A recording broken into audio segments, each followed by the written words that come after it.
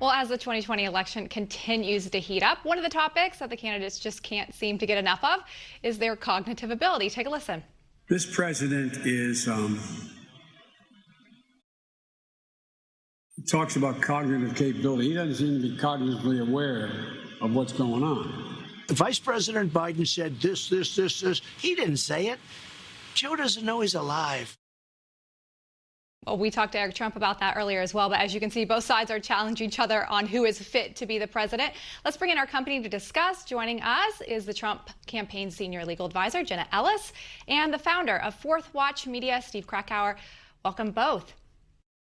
Thanks for having us. All right, well, Steve, I want to start with you because you actually wrote an article about this directed at the media, which was titled Media, Let's Not Make Mental Issues a Centerpiece of Election Coverage. You know, in this article, Steve, you talk about how the media should be the one actually taking the higher ground here. But I got to ask you, when you have both campaigns who are making this a top issue, you know, I agree. We should be careful how we talk about mental health and cognitive ability, but when they're both doing this, and frankly, when you have people who have put themselves on the stage to be the leader of the free world, you know, where is that line? Yeah, look, I see this in two ways. First of all, we saw this already backfire a little bit. Last week, Aaron Burnett at CNN had on the creator of that cognitive test that Trump says he got every answer right, 30 of 30. And she wanted to get to this idea of, oh, it's actually so easy. And well, he said, no, it's actually really hard. Only 10% of people actually get every question correct. That question with the five item memory recall, most people only get 2 or 3 of those correct. So it's already starting to backfire on the Trump end. On the other end with Biden, I look at comments that he's made that are outrageous. Things about, you ain't black if you vote for Donald Trump, or the recent one last week about, Donald Trump is our first racist president. I mean, ridiculous comments. And if you're trying to say he's actually mentally unfit, they don't have as much weight as when you criticize them, as you say, this is a cognitively there person who's making this outrageous comment. You know, Jenna, I was going to say, I think that's an interesting point, but I get it. But there's a difference between a gaffe and being, having a cognitive issue, isn't there?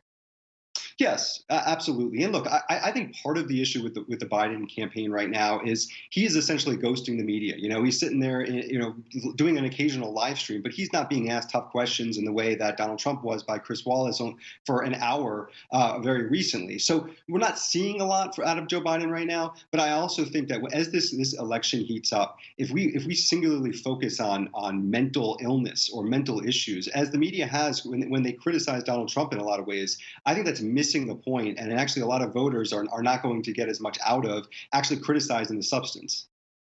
Hey, Jenna, could you?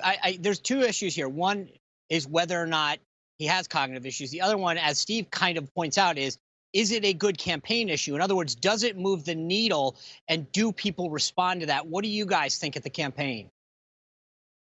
Well, I think that you have to make Joe Biden's cognitive abilities an issue because it's so apparent to everyone who's watching that there is something there that is not all there with Joe Biden. And so this isn't just about gaffes. It's not just about someone, coming up and making a misstatement, which anyone can do when you're in front of the media all the time. But Joe Biden isn't in front of the media all the time. He's made some very clear errors, and he doesn't show the cognitive ability that a person who's running for president should have. And I think there are some very sincere questions there. And so his campaign is going to have to address that before November, because for the American people, we need to be confident that whoever is elected president actually has all of their mental faculties there and isn't suffering from, for example, early onset dementia. That's something that really, if that is the case with Joe Biden, needs to be put Jenna, forward let me ask you and this, be though. very clear. Jenna, let me ask you this, though. I get it, right? I agree with you. You're talking about someone who has the nuke codes. The question I have, though, is not whether or not it's a problem or not. Is it a good campaign issue? Does it move the needle? Do more people get turned off because of the attack, or do you actually gain traction because of the attack?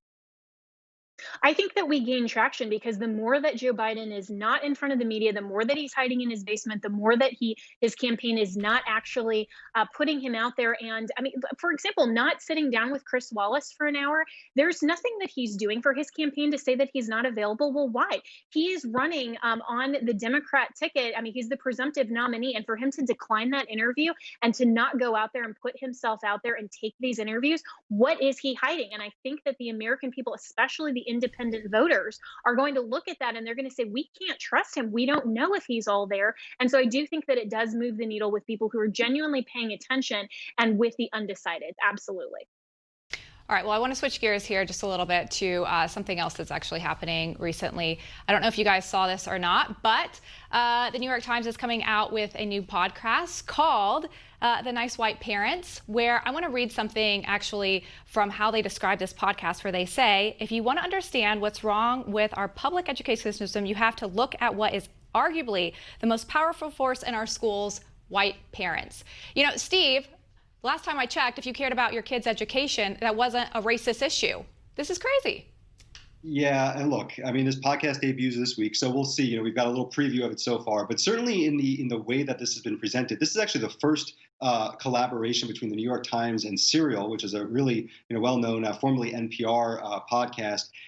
The temperature is so high in this country, especially around racial issues right now, and in very a real merit to it. The killing of George Floyd and the protests that have come from that. Why we need to overly racialize an issue that really doesn't call for that, and that this is going to be the focus, especially leading into a campaign.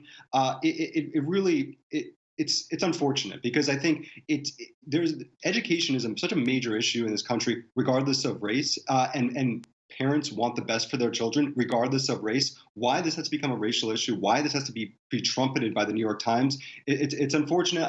I'll be listening, but I'm very curious to see what it is.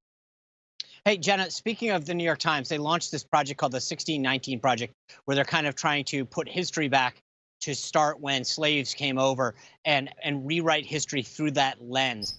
Tom Cotton was talking about that this weekend and talked about quoting supposedly the founding fathers, and he said that slavery was a necessary evil according to them. The interesting thing is, if he got a ton of backlash from a lot of media on this. Do you think that was rightly deserved, or was Tom Cotton, I thought he was just quoting what they said? Yeah, so I think that a lot of people are taking what he said really out of context within the whole spectrum of his entire tweet. And he put up a really good article from David Marcus, who is writing for The Federalist and talking about how journalists shouldn't be the ones to rewrite history. It should be historians to look at facts and objective facts. And if we actually look at the foundation of America and the truth and the fact of that, the 1619 Project is trying to rewrite history and make America's founding all about slavery in a way that it wasn't. And if you actually look at the Constitution in context, regardless of what anyone is saying, if you look at the Constitution, there is nothing in the Constitution that codifies slavery or even allows for it. The point of the founding fathers is that the sole purpose of government is to preserve and protect our individual God-given rights. And we have made progress throughout the course of American history, and we've eradicated slavery. We've allowed women to vote. We have made more opportunity for America because of the history and the nature of our founding. And so the 1619 Project can try to rewrite history all they want, but that's not going to actually change the fact and the truth of America's founding. Yeah, and I would just say one thing on the 1619 Project. I think one of the big problems with the 1619 Project is something that's a problem with a lot of the media right now, which is an oversimplification, overgeneralization, this essentializing of the conversation. Look, I think that the 1619 Project raises some interesting issues. I think maybe we look at it and we talk about it.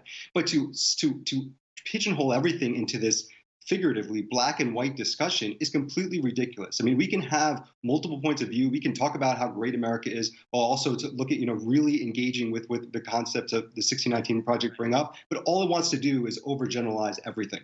Yeah, which is a step in the wrong they don't direction. want I'm to going to have cut the you off, discussion. Jenna.